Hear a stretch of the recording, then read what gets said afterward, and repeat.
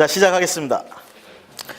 자, 우리가 예제 첫 번째 건 한번 해봤습니다. 지금 그 예제는 주로 다가구나 이런 걸 가지고 지금 제가 만들었던 이유는요. 이런 게 이제 하면서 여러분들이 배운 그 개념을 연습해 볼 수 있는 이런 거기 때문에 이렇게 했고요. 실전에서 여러분들이 이제 제가 처음에 장담한 아파트 한 채는 나 혼자 가서 받을 수 있다. 이거는 이미 실력이 됩니다, 여러분들은. 임차인 한 명 분석하는 건 일도 아니란 얘기죠.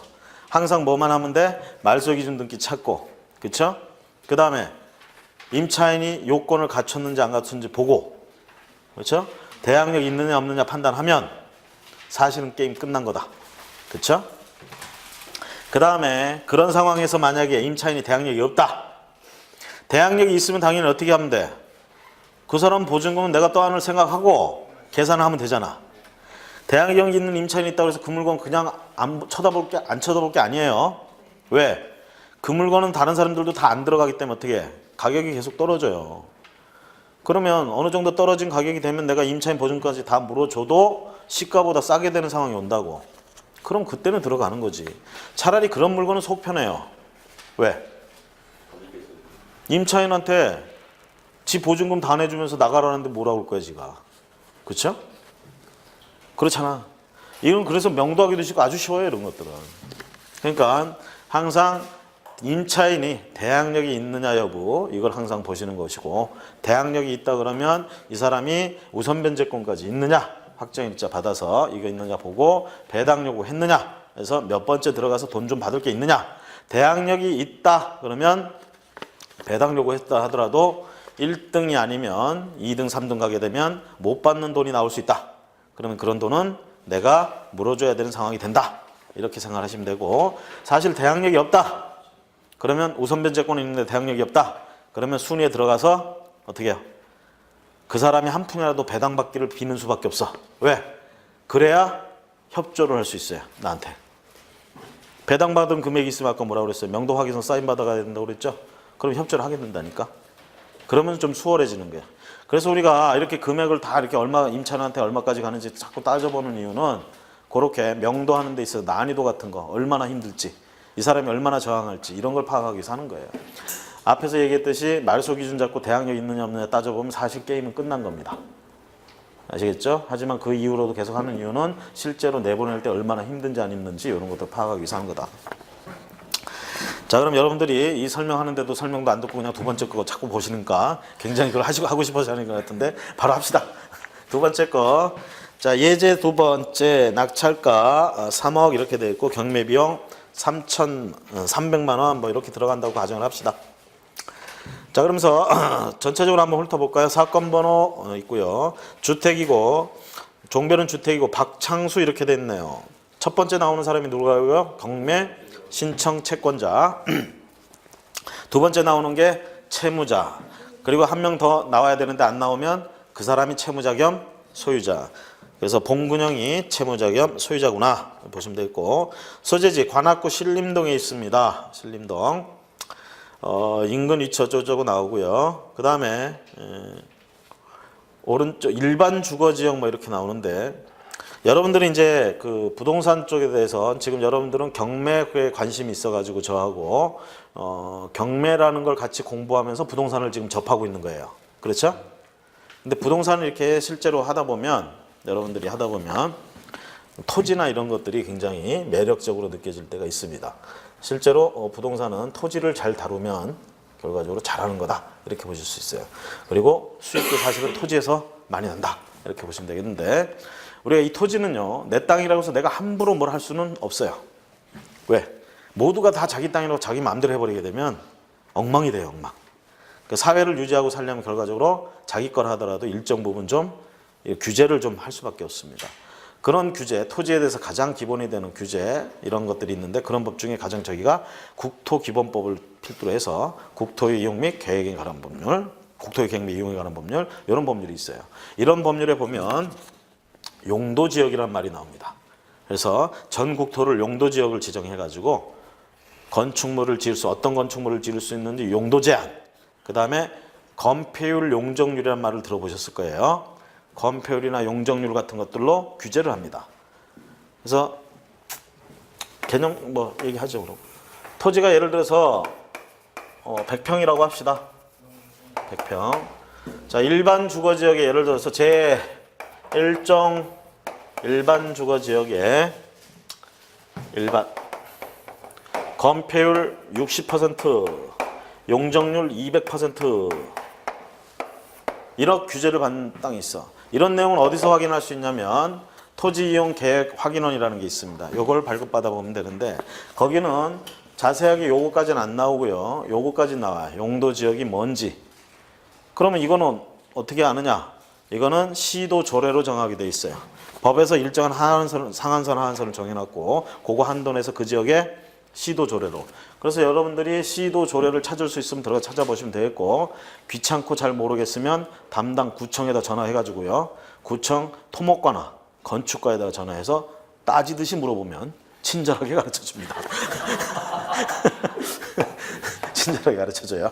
그래서 요거까지는 토지이용계획 확인원에서 확인할 수 있지만 실제로 정확하게 몇 퍼센트가 적용되는지는 그렇게 알아보면 되고. 그러면 이제 건폐율이란 말, 용적률이란 말 이게 이제 무슨 의미냐 했을 때요. 자, 여기서 만약에 여러분들이 집을 짓는다. 저 위에서 이렇게 내려다 봤을 때 이렇게 네모 반듯하게 생겼어 땅이. 집을 짓는다 그러면 여러분들은 우리가 흔히 건축선이라고 그러는데 어느 선부터 이렇게 집 담벼락을 쌓고 싶으세요? 여기다가 그냥 딱 해가지고 그쵸? 이렇게 딱 올리고 싶잖아. 내 땅이니까. 근데 나만 그러나? 옆집은 옆집도 그러면 도대체 사람이 살 수가 없어요. 그러니까 우린 건축선이라는 개념이 나와요. 그래서 경계선으로부터 일정 부분 안으로 들어갈 수밖에 없어요. 이렇게 들어간단 말이에요. 그럼 결국은 여기에 짓는 거고 여기가 공지가 돼. 빈 땅이 된다고요.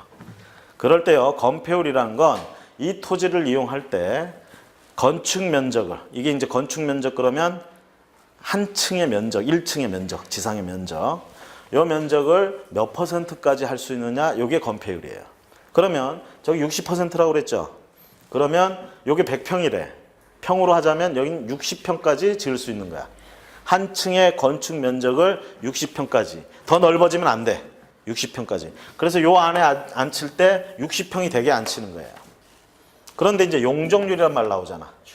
용적률은 요 토지를 몇 퍼센트 이용할 수 있느냐 이게 전체적으로. 200%니까 뭐야? 2배로 이용할 수 있다 이 뜻이에요. 2배로.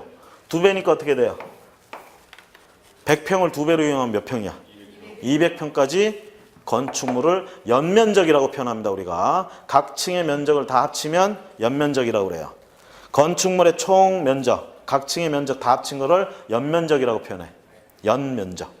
그러면 그 연면적이 200평까지 나오게 지을 수 있다 이 뜻이야. 그럼 여기 몇 층까지 지을 수 있어요? 응? 응? 몇 층까지 지을 수 있어요? 한 층에 60평까지 지을 수 있고 전체는 층수가 200평까지 지을 수 있어. 몇 층까지 올릴 수 있어요? 왜 10층은 안 돼요?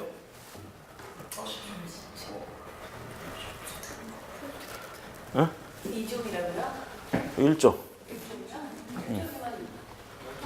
5층 이하인데. 만약에 이거 무시하고 그러면 고층까지 갈 수 있는 3종 일반직으로 갑시다. 10층까지 못 지어요? 20층은 못 지어요? 어떻게 하면 지을 수 있어요?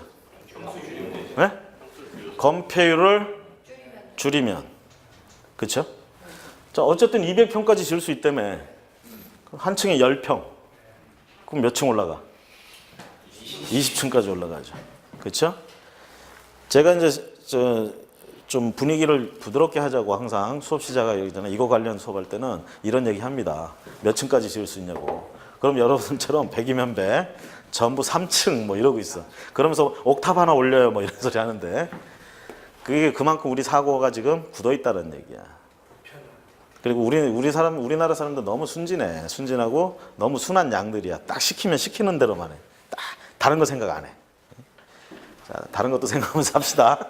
그래서 건폐율하고 용적률은요 궁극적으로 층수를 몇 층으로 제한하는 얘기가 아니고 전체적으로 이용을 얼마나 할 수 있느냐 이걸 제한하는 건데 요거는 우리가 토지 면적에 대한 건축 면적 비율 이렇게 얘기를 하고요. 요거는 토지 면적에 대한 건축물 연면적의 비율 이렇게 얘기합니다. 그래서 이거는 전체적으로 몇 퍼센트를 이용할 수 있느냐. 요거는 바닥을 몇 평으로 앉힐 수 있느냐. 그런 얘기에 관계된 거다. 여기에 이제 하나 더 제한이 들어가면 높이 제한해가지고 뭐 미터로 제한하거나 아니면 층수로 제한하거나 이렇게 갈 수가 있다는 거. 이게 다 국계법이라고 얘기합니다. 국토유계획 이용에 관한 법률. 요거 이런 법률을 우리가 뭐라고 얘기하냐? 공법이라고 불러요. 국가가 또는 공공기관이 우월적 지위에서 국민들에게 감히 이래라 저래라 할 수 있는 법 이런 걸 공법이라고 얘기해요. 하지만 민법은 사법이라고 부릅니다. 여러분들이 지금 좀 근거를 두고 하는 민법. 이 민법은 뭐예요? 개인과 개인의 분쟁이 생겼을 때는 어떻게 해결해 주겠다 이거야. 그러니까 이래라 저래라 할 법이 아니지. 그렇죠? 그래서 대등한 위치에 있는 자들끼리의 문제 이런 거 우리가 사법, 민법이라고 얘기를 합니다. 자, 어쨌든 뭐 가외로 건폐율 용적률 개념이 그렇다라는 거. 질문이 하나 있는데. 예. 아까 200%, 200평이니까 예. 3층을 지었는데 예. 그 2층은 60평으로 지고 예. 3층은 80평으로 지어서 위에서 봤을 때 약간 튀어나오면 안 80평이 안 되죠. 안 되죠. 그러니까 위에서 봐가지고 좀 60평. 예. 중간에 튀어나오면 안 돼요. 그렇게 되죠. 바닥 위에서 봤을 때. 예. 그래서 우리가 여기 뭐 건축사분도 계시지만 이런 건 건축 설계사에 맡기면요 알아서 다 해줘요. 최대한 면적 나오게 설계 나옵니다. 이렇게 보시면 되겠고요. 자, 예제 2번. 그래서 거기 일반 주거지역 이렇게 돼 있는데 우리나라에는 일반 주거지역 1종, 2종, 3종 있고요. 요거에 대해서 이제 전용 주거지역이라는 게 있어요. 1종 전용, 2종 전용. 이런 것들은 단독주택 중심은 1종 전용, 공동주택 중심은 2종 전용 주거지역 이렇게 되고요. 이거 말고 오피스텔이나 상업용 건물하고 같이 주거용 건물을 지을 수 있는 지역을 준주거지역이라고 부릅니다. 준주거지역. 준주거지역이 되면은 용적률이나 건폐율이 조금 더 많이 풍성해져요. 그래서 내 땅이 주거지역보단 준주거지역이 되면 좋겠다. 근데 이거보다 훨씬 좋은 게 상업지역이에요. 상업지역 중에서도 중심상업지역이 들어가면 건폐율 90%, 용적률 1500%, 법에는 거기가 최대 한도예요. 그게 이제 그 지역의 조례에 따라서 하게 돼 있다. 그래서 심지어는 어떤 일이 벌어지냐면, 자, 이런 거 한번 생각해 볼까요? 전에 한번 얘기한다 말았나? 강남대로예요. 강남대로에 땅이 이렇게 있습니다. 있으면 여기는 상업지역이에요. 예를 들어 중심 상업지역이라고 합시다. 그럼 여기 토지 있는 사람은 돈 난 거죠. 그렇죠? 엄청난 거지. 근데 여기는 일반 주거지역이야. 여기 있는 사람들은 상대적으로 열받는 거지. 그렇죠? 건폐율 용적률 한참 차이 나요. 보통 60에 200%면 여기는 90에 1500%야. 땅값 엄청나게 차이 나지. 그렇죠? 근데 이제 문제는 자기 토지 한 필지가 이렇게 걸쳤어. 이쪽은 60%에 200%고 이쪽은 90%에 1500% 적용받는다고 합시다. 요 한 필지가 이렇게 경계선에 걸쳤어. 저건 이걸 적용해야 돼, 이걸 적용해야 돼. 어떻게 할까요? 필지를 분할해라. 어떤 걸 적용해야 되겠어요? 이게 건축법에는 큰 쪽으로 적용한다 이렇게 돼 있어요. 큰 쪽으로. 이게 봐도 이게 좀 크죠? 이렇게 봤을 때. 이게 좀 크잖아. 이쪽으로 적용이 돼. 그러면 무슨 생각하겠어요? 자, 보세요. 확실하게 그려줄게요. 자, 이렇게 돼 있어요. 이쪽 적용받죠? 그럼 무슨 생각해? 어떻게 불안할까요? 이렇게 자르면 요게 더 크죠? 그럼 요거 받는 거예요. 그쵸? 그 어떤 교수가 분석을 했나 봐요. 강남에 사시는 분들이 이러고들 있더래. 건축법에 따라서 이러고 있더래. 그래서 나온 게 국계법에 국토계획 이용에 관한 법률에 저렇게 걸쳤을 때 얘기가 나옵니다. 330제곱미터보다 작은 쪽이 330제곱미터보다 작으면 각각 적용한다. 그래서 저게 분할이 저렇게 쉽지가 않게 해놨어요. 그 다음에 여기가 상업지역이죠. 이러면 더 커. 330, 660제곱미터. 띠 모양으로 이렇게 붙으면 660제곱미터보다 작은 쪽이 있으면 각각 적용한다. 뭐 큰 쪽으로 가고 이런 거 없어요. 각각 적용한다. 이게 합리적인 거지. 그렇죠? 이렇게 가고 있더라. 자, 이 얘기는 굉장히 유명한 얘기고 그래서요. 시험에도 나와요, 이거. 시험 문제 보셨을 거예요, 아마. 그 이 시험 보신 분들은 다 보셨을 거예요. 자, 그다음에 자, 그래서 일반 주거 지역 얘기는 뭐 그 정도 하고요. 그다음 면적 125제곱미터 건물 1층, 2층 있고 지층 있고 옥탑이 있습니다. 그다음에 창고, 물탱크실, 토지, 건물. 자, 토지 2억 7천, 건물 1억 7,200, 489만 6,600원, 48만 9,600원. 자, 요거는 주로 토지 감정평가액하고 건물 감정평가액을 분리해 놓은 겁니다, 지금. 따로따로 했는데 맨 오른쪽 위에 가보시면 감정평가액 4억 4,200, 489, 600 나오죠? 그쵸? 두 개 합쳐놨죠? 일괄 매각한다는 얘기예요. 그래서 토지는 얼마 나왔고 건물은 얼마 나왔는지 이걸 보여준 거고요. 그 다음에 등기부상 권리분석해서 나오고 그 다음에 임차관계 다가구이다 보니까 이것도 임차인들이 여러 명입니다. 뭐 여러 말 할 거 없이 그냥 바로 분석을 한번 해볼까요? 네?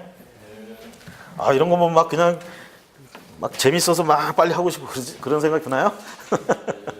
네? 우리 저기 뭐 복권 사면 빨리 맞춰보고 싶고 뭐 그런 거 있잖아. 아닌가요? 자, 제일 먼저 할 일이 뭐다? 말소 기준. 자, 뭐가 됐든 제일 먼저 할 일은 이거 찾는 거예요. 그렇죠? 그럼 말소 기준 등기부에서 찾아야겠죠?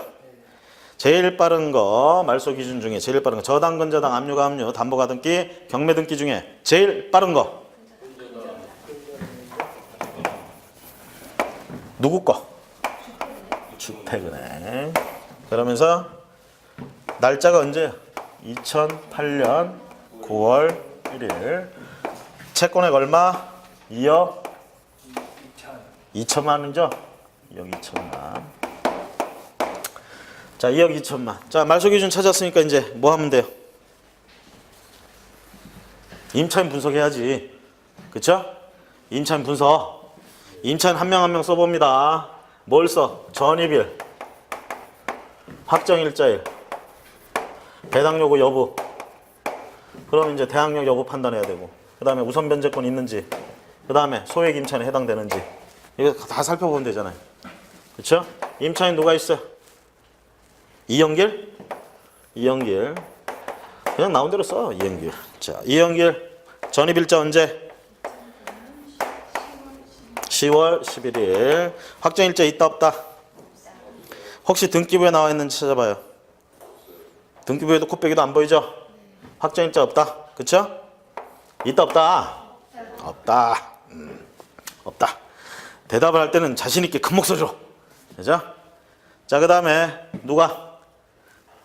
박창수. 박창수 보증금이 얼마 있어요?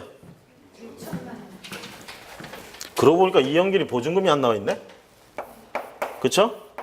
이영길 보증금 안 나와 있고. 박창수는 보증금이 얼마야? 6천만 원. 전입일이 언제? 7년 2월 15일. 확정일자 있어요? 2007년 2월 17일. 자, 그 다음 배당요구 했나요? 안 했나요? 이영길 했나요? 안 했나요? 안 했죠? 그 다음에 박인수. 보증금 얼마? 7,500만. 그 다음에 전입일이 언제? 5년 4월 19일. 확정일자 언제? 2006년 1월 26일. 딱 보니까 이게 아무 생각 없이 살다가 지금 한 거죠. 네? 전입하고 확정일자. 자, 그 다음에 이 사람 배당 요구 했어요? 응? 박인숙 배당 요구했죠? 했고요. 그 다음에 방종석.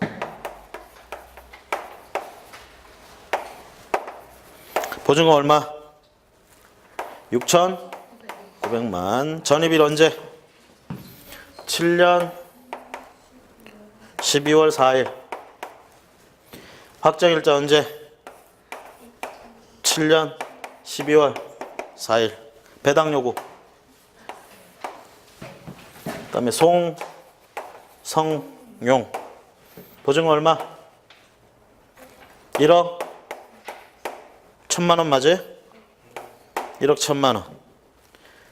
06년 3월 8일 전이?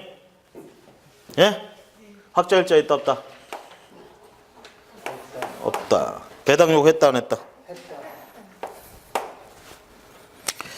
자, 아까 박창수 같은 경우에는요. 6천만 원 보증금에 박창수 2007년 2월 15일 전환이 확정일자 있고 배당 요구 안 했다고 나와 있죠. 근데 등기부에 보면 강제경매 신청 누가 했어요? 강제경매 등기 명의자가 박창수죠. 얘가 신청했어요. 강제경매 신청했다는 얘기는 뭐야? 내 보증금 여기서 환가해서 받겠다는 뜻이에요. 배당 요구한 걸로 봅니다. 아시겠죠? 그렇죠? 그래서 배당 요구한 거예요. 그래서 박창수. 자, 이러면 임차인을 지금 다 확인했죠? 응? 나와 있는 사실만 그대로 다 적었어 지금. 요대로 이제 여기서부터 이제 판단하는 거예요. 제일 먼저 할 거 뭐야? 요거 판단한다고 그랬죠? 뭐하고 뭐 비교해? 요것과 요거 비교하는 거죠? 그렇죠? 글씨가 세발 개발이어도 그래도 일목요연하게 썼잖아. 좀 봐주세요. 자, 그래서 2008년 9월 1일을 기준으로 해서 앞에 있으면 대항력이 있는 거고 뒤에 있으면 대항력이 없다. 이영길 대항력 있나요? 없어요. 박창수 대항력 있고요. 박인수, 방종석, 송성용 있죠? 그 다음 이제 우선 변제권 여부입니다. 우선 변제권은 요건만 갖췄는지 봅니다. 그렇죠? 이영길이 요건 있어요 없어요? 우선 변제권 없죠? 있어요 없어요? 확정일자가 없잖아. 그 다음에 박창수는? 있죠? 이게 좀 제가 이렇게 삐뚤어고 해가지고 헷갈리시나 본데 이렇게. 그렇죠? 이렇게. 자, 이제 구분되죠? 아, 글씨 좀 예쁘게 썼으면 좋겠는데. 자, 그 다음에 박인숙은 우선 변제권 있어요 없어요? 요건 갖췄죠? 있고. 방종석 있죠? 송성용 우선 변제권이 없습니다. 자, 행사 여부 한번 보세요. 이영길이는 없으니까 행사도 안 했어요. 박창수는 했죠? 쭉. 송성용까지. 송성용은 우선 변제권 없는데도 했어. 하지만 얘는 우선 변제권이 없으니까 어떻게 돼? 순서에 못 들어간다 이 얘기 되는 거죠. 그러면 결론적으로 저쪽에서 이제 배당 순서 이렇게 싹 쓸 때 그 순서에 들어갈 사람 요 셋이죠. 그렇죠? 자, 마지막에 소액 임차인 여부를 한번 따져봅니다. 자, 2008년 9월 1일을 기준으로 해야 되겠죠? 2008년 9월 1일 어디에 들어가요? 서울이래. 수도권 중 과밀 억제권요. 2008년 8월 21일 이후에 들어가죠? 그쵸? 얼마 이하면? 6천만 원 이하면 얼마까지? 2천만 원까지. 6천 이하에 2천까지. 자, 보증금 6천만 원 이하인 사람 찾습니다. 물론 배당 요구해야 돼요. 이영길이는 보증금도 알 수가 없고 배당 요구도 안 했죠? 박창수는 얼마야 보증금이? 6천만 원이네요. 그 다음에 배당 요구했죠? 소액 임차인에 해당이 된다. 그래서 2천만 원 여기서 받는 거야, 최우선 변제. 그 다음 박인숙은 넘어가 버리죠. 방정섭도 넘어가 봤어요. 송성용은 훌쩍 넘었네요. 그래서 소액 임차인에 누구 한 명? 나머지는 전부 해당 없다. 자, 이제 알 건 다 알았으니까 이제 순서대로 한번 늘어나 볼게요. 요거 이제 예를 들어서 3억에 이제 낙찰을 받아본다. 3억 가지고 이제 여러분들이 배당해줘 보는 거야. 3억. 경매 비용 한 300 잡아보고. 요거 떨어져 나가면 얼마 남아요? 2억 7천. 자, 이거 가지고 이제 나눠줍니다.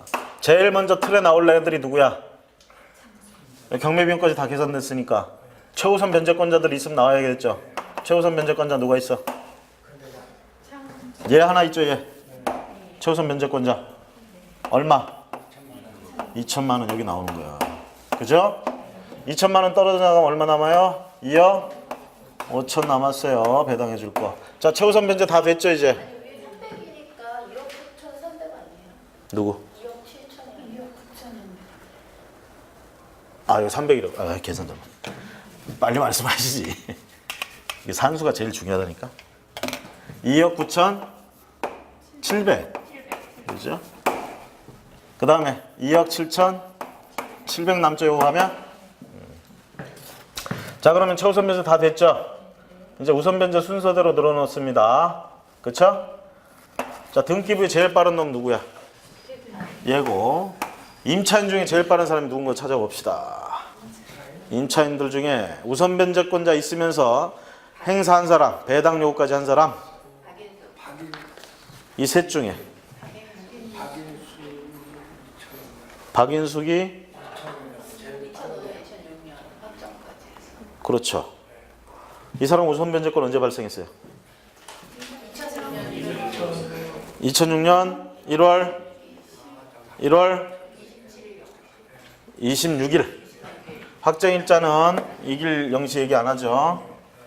요 놈은 이미 발생돼 있고 요 놈은 하면 되잖아 그냥. 그래서 얘가 지금 1월 26일 2006년. 자, 근저당 저기 하고 비교해서 어떤 게 빨라요? 박인숙이 빠르죠? 그럼 박인숙이 1등. 이 사람 보증금 얼마? 7,500. 앞에서 받은 거 있어요, 없어요? 받은 거 없죠? 7,500. 자, 아직 돈 남았네. 2등 가야겠죠, 2등. 자, 그 다음에 2등은 등기부는 저거고 여전히. 임차인 중에 2등은 누가 있어요? 2등이 누가 될 수 있어? 박창수예요, 방종섭이에요? 방종섭은 2007년 12월 5일. 그죠? 같은 날 받았으니까 5일. 여기는 7월 달이네. 이거 뭐야, 이거? 요거 2월이에요? 봐야지. 2월. 그 이 사람이 2월에 생겼네. 그러면 방정석보다 빠르네요. 그럼 임차인이 얘가 빠르고 그 다음에 이거 등기하고 비교하면 빠르죠. 그럼 2등 누구? 박창수. 이 사람 얼마? 여기 받았잖아요. 받았잖아. 그럼 남은 거 얼마? 6천만 원 빼기 2천. 저처럼 자꾸 산수 헷갈리시면 안 돼요. 자, 그 다음에 임차인 누구 남았어요? 방정석 남았는데 등기하고 비교해봅니다. 누가 빨라요? 주택은 2008년이잖아. 얘는 2007년이고. 누가 빨라? 방정석. 얼마? 앞에서 받은 게 없잖아요, 이 사람. 6,900. 자, 요거 한번 해봅니다. 이거 얼마예요? 이렇게 되면 1억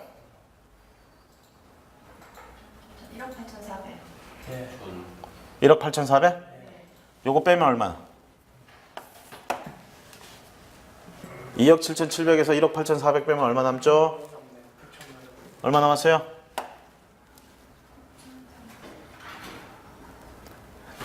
누구 스마트폰으로 계산 안 하세요? 어? 얼마 남았어? 아, 다 귀찮아하시는구나.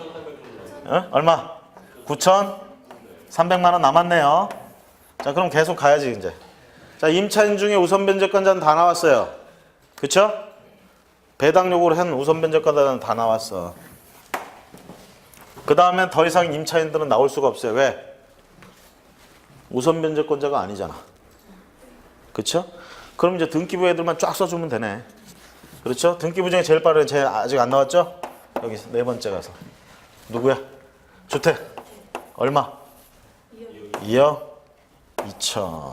이걸로 끝이네요. 그렇죠? 2억 2천. 나머지는 뭐 등기부에 있는 순서대로 쭉 가니까 쓸 필요가 없겠죠. 보면은 근저당, 문경 축협, 그 다음에 임차권 거기 박창수 나오죠. 2009년 10월 18일. 이거 임차권 등기한 거잖아. 등기 명령을 통해 건, 임대인의 동의를 받았건 등기했잖아요. 그러면 앞에 날짜 해놓은 게 있으니까 그걸로 보호를 받아야지. 여기 나왔잖아요. 그래서 거기서 또 해줄 필요는 없죠. 그렇죠? 그 다음에 가압류 등기, 종동 뭐 이렇게 뒤에 있습니다. 전부 말소되죠. 등기부 내용 전부 말소되고. 자, 그러면 임차인들 누가 대항력이 있고 인수돼야 되는지, 남았는지 최종 판단해 볼까요? 자, 그러면 대항력이 일단 없다고 판단되는 지워버려야겠죠. 누가 대항력이 없어요? 이 중에 누가 없어? 이영길이 없죠?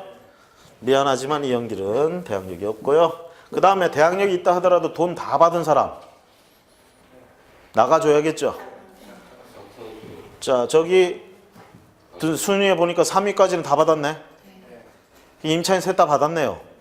여기 3명. 그쵸? 그럼 얘들 전부 다 대항력 따질 필요가 없고. 누가 못 받았어요? 마지막에 송송용은 한 푼도 못 받았어요. 얼마예요, 저 보증금이? 1억 1천이에요. 저는 이렇게 되면 자꾸 헷갈리더라고요. 1,100만 원으로 자꾸 보이는데 1억 1천만이에요. 1억 1천만 원. 그러면 지금 얼마 썼어요? 3억 썼죠? 이거는 낙찰자가 내줘야 돼. 그럼 4억 1천만 원. 그러면 이게 감정가가 4억 4,200이래. 4억 1천만 원. 남는 것도 없겠다. 그렇죠? 남는 것도 없겠어요. 대개 이제 우리가 가장 노멀한 방식으로 이제 우리가 하면 이렇게 됩니다. 아파트나 이런 것들이 지금처럼 너무 과열되기 이전에 그 전부터도 인기는 좀 있었어요. 아파트는. 그리고 아파트는 부동산에 있어서 현금처럼 이제 현금. 우리가 이 채권이나 이런 거에 비해서 부동산으로 재산을 가지고 있으면 좀 힘든 게 뭐냐면 현금성, 현금화 시키는 게 좀 힘들어요. 빨리빨리 돈으로 이렇게 바꾸기가 좀 힘들잖아. 그렇죠? 그런데 아파트는 그나마 좀 빠른 편이야. 잘 팔리고 하니까요. 그럼 대개 보면 우리가 2번 정도 유찰됐을 때 그러면 최저가가 감정가 대비 64%입니다. 요때 이제 65%에서 70% 사이로 쓰는 거야. 그래서 이제 딱 되면 예를 들어서 70%에 됐어. 감정가에 대비해서 70%에 됐어. 그럼 30% 갭이 있잖아요. 그렇죠? 요거를 이제 빨리 치고 나간다 그러면 90%대 이제 내놓는 거예요. 그렇죠? 그렇게 하면 이것저것 해도 15%, 20% 정도는 남는다는 거지. 15%, 20%. 그렇죠? 그럼 이제 거기서 양도소득세도 내고 간다는 얘기입니다. 그런 식으로 우리가 주로 주먹구구시로 할 때는 그렇게 하고요. 그게 이제 요즘 최근 이제 핫 이슈가 되고 있는 NPL을 빼고 할 때 이제 주로 얘기고 NPL까지 가미가 되면 조금 더 화끈하게 갈 수가 있겠죠. 자, 요거 하는데 뭐 별무리 없죠? 예? 경매 냈을 때 양도세가 경매 낙찰가에서 우선 계산돼서 빠지죠.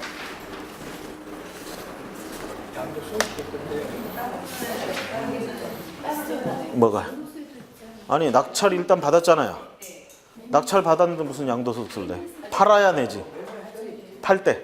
아니 그 말고 원 소유자 있잖아요. 네. 경매를 당한 사람. 네. 양도소득세를 낼 수 있으면 좋은데 대개 저렇게 낙찰되면 양도 차익이 없잖아요. 양도 차익이 대부분 없어요. 그러니까 양도 차익이 없으니까 만약에 당해세로 붙을 수 있는데 양도소득세라면 붙지를 못하는 거지. 금액을 알 수가 없고 일단 금액들이 차익이 없으니까. 그렇죠? 차익이 있으면 그리고 양도소득세는 결과적으로 채무자가 신고를 해야 돼요. 신고하는 게 원칙이에요. 자기가 이게 다 처리가 되면 신고를 해야 되는데 이 경우에는 지금 진행 상황에서는 모르죠. 세무서에서는 모르는 일이지. 그러니까 그게 이제 선순위 계산에는 안 들어가요. 그렇죠. 안 들어가죠. 그 상태에서는 아직. 이게 양도소득세는 신고가 있어야 먼저 발생하는 것이고요. 후행하기 때문에 그런 의미가 있다. 저런 경우 이영길 같은 경우는 예. 아무 것도 없고 예. 그냥 그 입주 전신고만 하는 거잖아요. 예. 이런 경우는 나중에 뭐 강제 집행이라든지 뭐 이런 걸로. 그렇죠. 이런 이영길 같은 분들이요. 굉장히 만약에 거기 실제로 점유하고 살고 있다면 이런 분들이 가장 저항이 심해요. 이런 분들이. 아무것도 못 받고, 그렇죠? 사실 뭐 대항력도 없으니까 우리 순리대로 법대로 하면 나가 주셔야 되는 분인데 본인은 그렇지가 않죠 또. 본인은 억울하고 세상이 막 그냥 자기만 뭐라고 하는 것 같고 괴로워지는 거지 뭐. 다른 질문인데요. 네.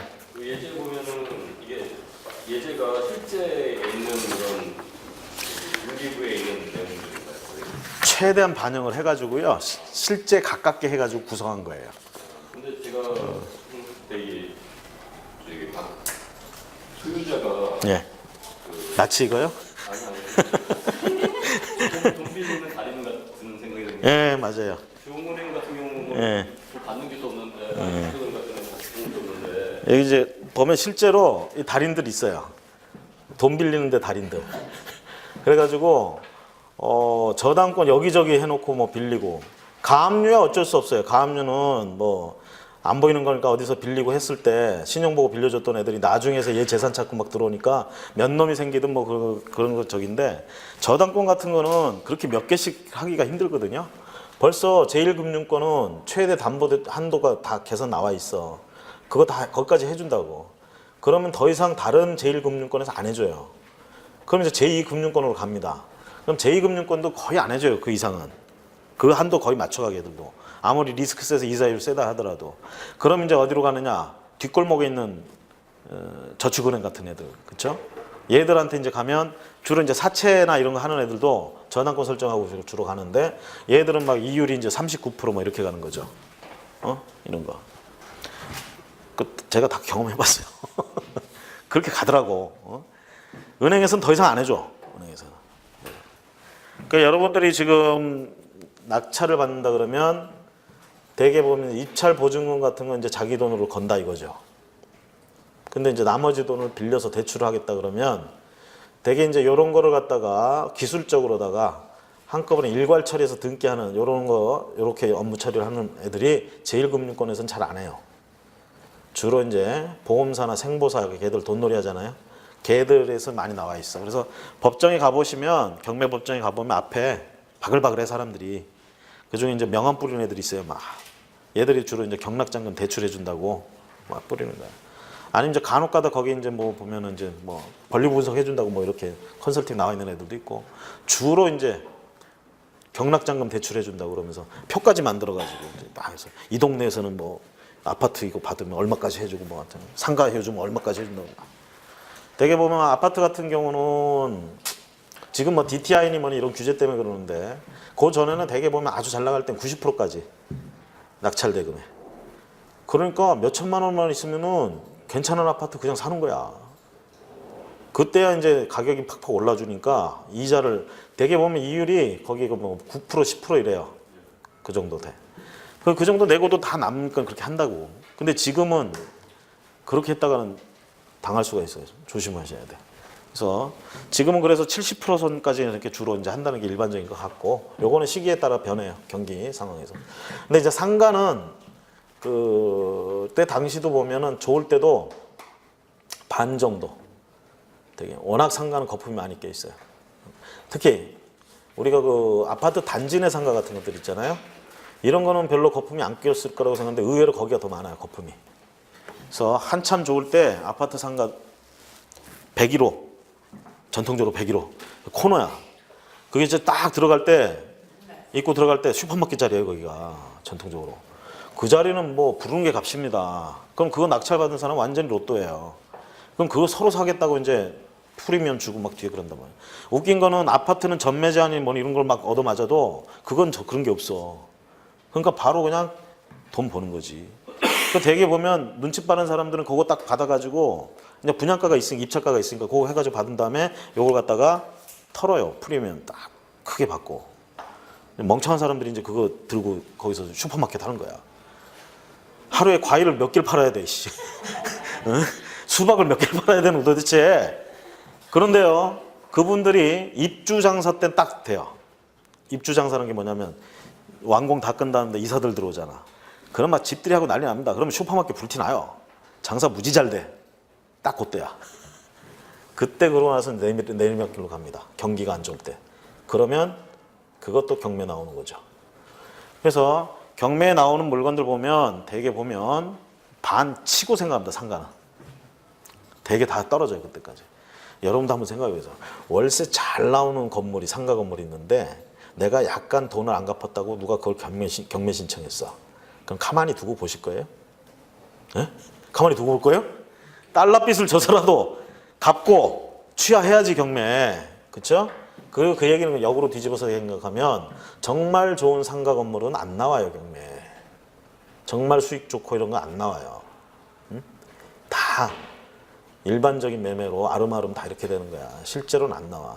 그런데 그런 것들이 나온 적이 있었어요. IMF 때. 그때는 누가 그러더라고. 그때 이제 한참 활동하시던 분들은 골라 먹는 재미가 있었대. 그 전까지는 이 경매에서 골라 먹는 재미 이런 게 없었어요. 상가 나와야 맨 쓰레기들만 나오고 겨우 하나 찾고 이럴 때인데 그 IMF 때는 부실자산 청산한다, 뭐 회사들 부도난다, 지들 가지고 있는 부동산 막 털린다 이러고 있잖아요. 얼마나 좋은 것들이 많겠어. 마구마구 쏟아져. 그러니까 이제 그때는 완전히 골라 먹는 거야.